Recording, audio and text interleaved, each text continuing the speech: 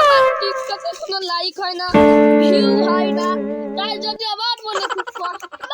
আমার like comment share হয় না, তার জন্য আপনি একটা সাধু বাবা আমার এত কষ্ট, আমি সবাইকে দেয় সাধু তাঁতি চক্ষল, আমার মনে খুব কষ্ট।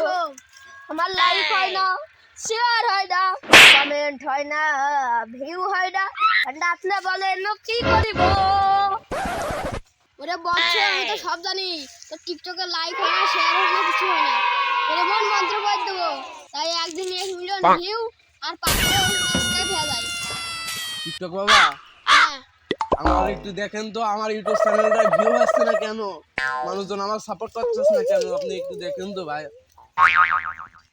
ওরে তোর কপালই তো খারাপ, তোর ভিউ হবে কেমন? তুই যে টিকটক করিস, তোর ভিডিও খুলে মারার দরকার। তোর লাইক হবে কেমন আর শেয়ার হবে কেমন? কি করেন বাবা, আমি তো